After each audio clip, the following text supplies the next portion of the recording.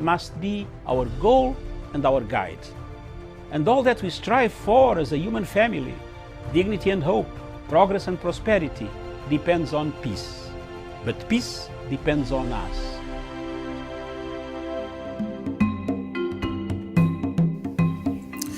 Today, thousands and thousands of Africans and many countries in Africa have conflicts. Notably, from Libya, Cameroon, Nigeria, Biafra, and Boko Haram, to Democratic Republic of Congo, of where we have seen a resurgence of the past military and conflicts coming back in that country. Hundreds and hundreds of people have been displaced, killed, maimed, tortured, raped, several of them dying of hunger, starvation, and other natural causes. The fighting seems not to be ending. For the sake of Libya, the Libyan recognized international government is under siege in Tripoli from another faction recognized by Egypt, France, UAE, and other countries. Whereas the one in Tripoli is recognized by the UN, it has been bombarded, has been strangulated, and many millions of Libyans are dying of hunger, lack of water. The water system has been cut off. The bombardment goes on. In Democratic Republic of Congo, we've seen more of active rebel activities returning to the region after some silence has been observed. When we come to Cameroon, we see millions and millions of Amazonians slaughtered. Yet, when you come to Biafra, again millions and hundreds of millions and millions are worried, displaced, tortured by the Buhari regime. Yet again in the north, we see Boko Haram killing, maiming, abducting, and burning down villages in the same Nigeria. When you cross over to Central African Republic, the same is the history that has littered Africa. While all these events are taking shape, Africa is silent. Africa is not making enough efforts to find a solution to what is causing the problems in Libya, in DRC, in Cameroon, in Nigeria, Biafra, and now you add in Khartoum, Sudan. As people die, the people of Africa have no answers, have no solutions. There is nothing to bring an end to the conflicts that have killed Africa. We seem to be new ones manufactured, old ones reignited, encouragement coming from external powers. One power that has been seen in the shadows of all these conflicts, especially the one of Libya that has escalated in the Sahara region of Africa, is France. When you come to Democratic Republic of Congo, the same country is in the shadows. The war can be seen is France. When you come to Cameroon, in Amazonia, the one behind that has the key to bringing peace is France. Therefore, our question as Africans, why are we silent? Why are we not saying enough is enough of the wars? Thank you.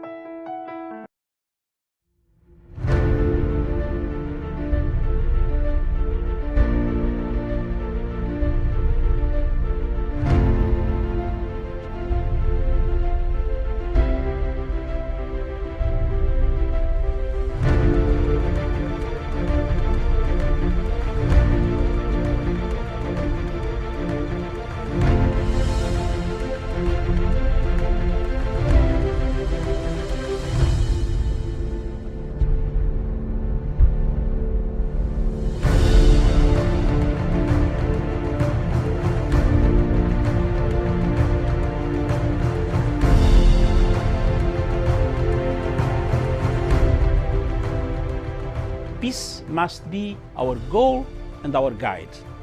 And all that we strive for as a human family, dignity and hope, progress and prosperity, depends on peace. But peace depends on us.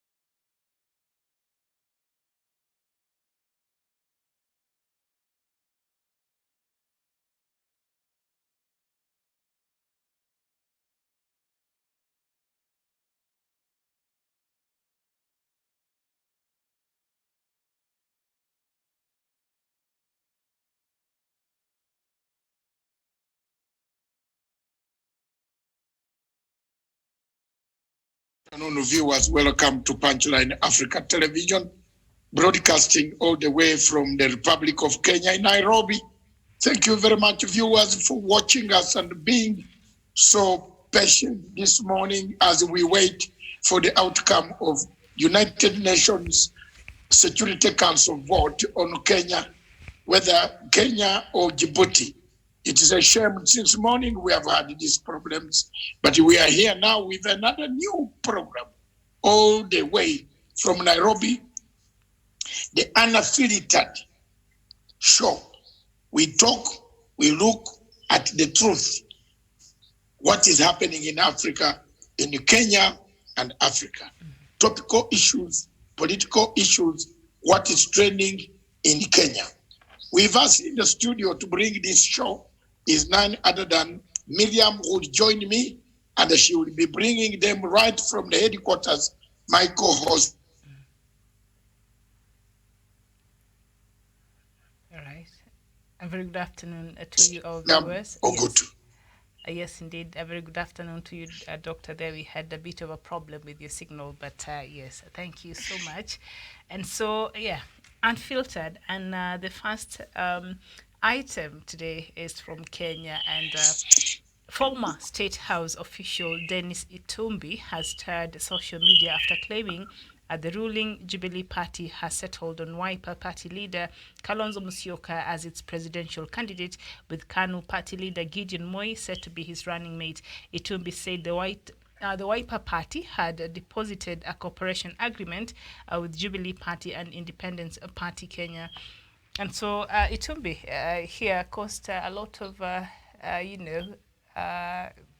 started some social media conversations this morning. And I think right now, as we speak, if I'm not wrong, Kalonzo Musyoka is meeting with the leadership of Jubilee Party there, and they signed an agreement, I don't know, of understanding on how to work together and with the government, because Kalonzo has been very vocal about his support for President Uhuru Kenyatta and his agenda. So this is strange what Itumbi is saying.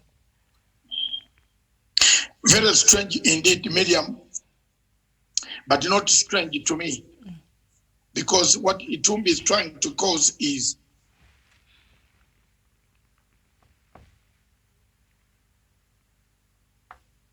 the current Senate is bringing unity of purpose. When people call is when this thing is coming in, because they are calls. Miriam, don't worry about that. It will come back again. And the situation is Itumbi is trying to create confusion so that the former prime minister can get disrupted. You know, now they have failed everywhere. In the Senate, they say they had the numbers. We don't see the numbers. Where are the numbers? Everywhere, the numbers are not adding. So they know that the government is determined. Uhuru Muigai Kenyatta is determined. The president is determined to make sure that he leaves a legacy of a united Republic of Kenya. There is nobody who is going to stop reggae. So let's leave it for people who are doubting. The reggae will not be stopped. Thank you. All right. And speaking about President Uhuru Kenyatta and the opposition leader Raila Odinga, now two technicians who leaked the CCTV footage of President Uhuru Kenyatta and opposition leader Raila Odinga driving in Nairobi CBD at night have been arraigned in court. Patrick Rading Abongo and Janet Magoma Ayungo, who work at Sarova Stanley Hotel, were accused of unauthorized interception of computer data contrary to Section 17 of the Computer Misuse and Cyber Crime Act. The two technicians released a CCTV footage showing Raila Odinga and Uhuru Kenyatta walking in CBD at night during curfew. The duo were arrested on the 6th of June and were released on bail pending arraignment in court. I don't know if it was really necessary for this to release the footage. What do you think was their intention, and who might have sent them to do this? Because now it has gotten them into trouble. Of course, you know the person who is always interested in the president and in Raila Odinga. You know that person. You know the members of Tanga group would like to know what they are talking about. So we are not surprised. I am not surprised that this was released and it has come out. Well, whatever the situation is, it is what we see, what we reap, and we might reap it. They have got to reap what they saw. Didn't they see what damage that video did? It shows the president walking at night. You know, it is very, very dangerous. There are some materials you can use, but not all the time. Not that kind. So that's it. All right. So anyway, they broke the law by accused of. They have now been accused of unauthorized interception of computer data, contrary to Section 17. So apparently, they're not even supposed to be able to access that footage. So they are in court. And another data released during the commemoration of the Day of the African Child, that was yesterday, by the Kenya Health Information System survey showed sudden surge in teenage pregnancies within Machakos County, threatening to cut short the pursuit for education by vulnerable girls. The latest statistics showed over 3,300 school-going children had been impregnated since mid-March 2020, Doctor. Since these children were sent back home and since the lockdown, 3,900 girls from Machakos County school-going teenagers are pregnant. What is happening? You'd think right now they are at home with their parents who should be keeping an eye on them. Is this something that should worry us? It's a lot. People must be worried. We must be worried. 4,000 girls pregnant in one county. How many? Since March, since mid-March, since they were released to go Yes. home. Yes. It shows it is the hottest this county in Kenya for and very bad things. These are our daughters. By the time they return to school, some of them might not return to school. True. Okay, if this is only one county, Can you imagine? what about the rest of the counties? That Okay. that is something to worry us. What about the rest of the counties? You see? Because even the Ministry of Education sometimes back, a bit last year or so, had raised a lot of concerns on teenage pregnancies. But that means maybe the parents have relaxed in discipline, or what is happening? Because this is happening when they are at home with their parents. The children should be much safer at home than they are at school, but that seems not to be the case. So there's something wrong with the parenting, I believe. It is. Miriam, when we are doing these other things, we discovered that there was a problem. And one of the problems, last week, in the last 4 weeks, you told me that some of the parents were even fed up of their own children. So if there are some parents who are really fed up of their own children whom they produced, then we have a problem, a very huge one, Miriam. Yes. That this could actually create quite a lot of difficulties for many parents. Don't get annoyed with your own children. These are your children. Have them, look after them until this coronavirus is over. All right, very true, and that is very worrying there. Hopefully the Ministry of Health, and in conjunction with Ministry of Education, can perhaps start creating awareness around teenage pregnancies and such education that they require, because something is amiss, and that is not very right there. And we cross over to South Africa, where South African opposition leader Julius Malema has called for the coronavirus lockdown ban on alcohol to be reimposed. Now, the firebrand economic Freedom Fighters Party leader was hitting out at President Cyril Ramaphosa's decision to reopen the economy in a speech for the virtual celebrations of South Africans' Youth Day. For 2 months, South Africa had one of the toughest coronavirus lockdowns in the world, with the sale of alcohol being banned. Now, it was argued that this would limit domestic abuse, prevent violence, and ease pressure on hospitals during the lockdown. So Julius Malema yesterday, Dr. While celebrating the World Day for the African Child there, South Africa's Youth Day there, said that this lifting of the alcohol ban is not very good for South Africa. Since it has been lifted, people went back to misbehavior, and so he's saying that that should be reimposed again. I think so. Miriam, There is a second wave which is coming. And we must be prepared for this second wave. If we are not careful, it could be more deadly, more dangerous than the first one.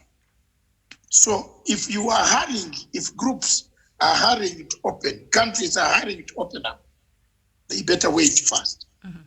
You never know what is going to take place. There's a second wave, and we must be careful.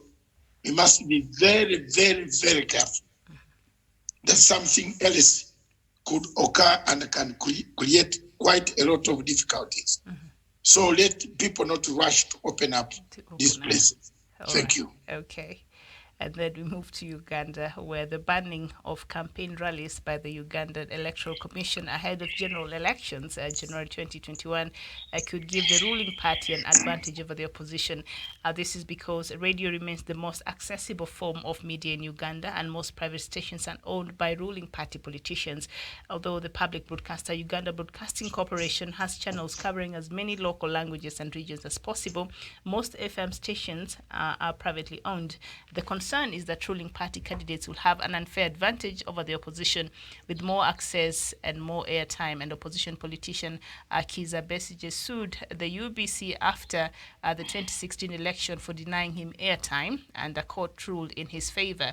Now the national broadcaster is obliged to give equal time to presidential candidates, but this does not happen in practice. So, Doctor, yesterday we were talking about the new rule that has been introduced by the Ugandan Electoral Commission there, and they're saying, of course, campaign rallies right now cannot happen because of the obvious reasons that are following COVID-19, in Uganda, across the globe.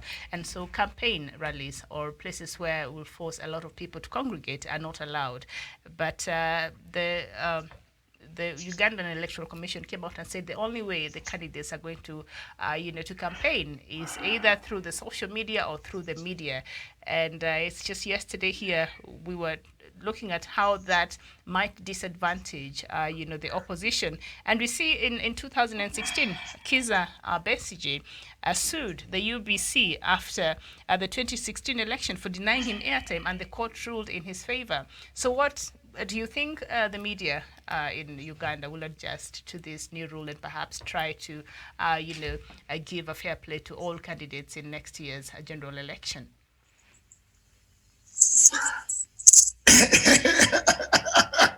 First, Miriam, this is laughable. Yep. There is nothing like media will be enough or not enough. All what President Museveni wants to do is to justify, because if he postpones this election, he will not be the president of Republic of Uganda. Yes. Don't lie to anybody. That is what he is after. Because if the elections of Uganda are not held in February next year, the Speaker of Parliament automatically takes over to conduct fresh elections, because President Museveni's term of office would be over. Magufuli's term of office would be over. That's why everybody, Mutharika is also running his term of office, would be over. That's why everybody in Africa who is holding elections now is determined not to lose that term of office. Because if you lose it now, Miriam, we are done, man. Thank you. All right.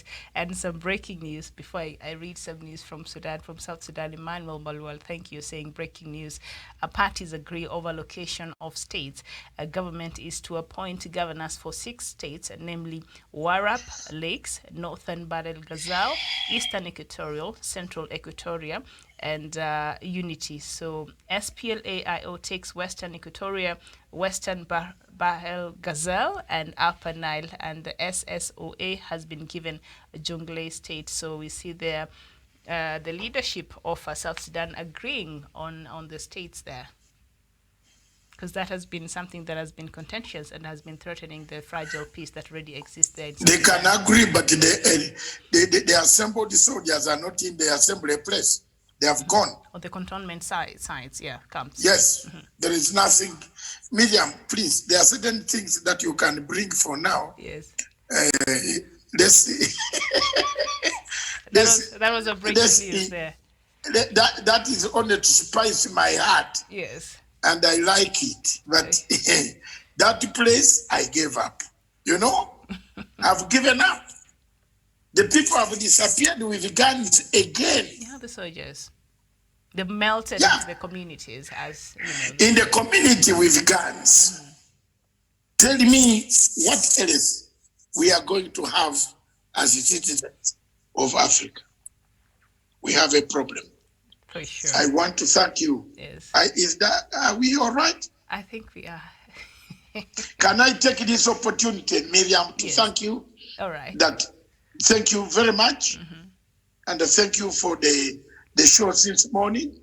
We meet again tomorrow at 10 o'clock in the morning. Yes. East African Standard Time, 10 o'clock.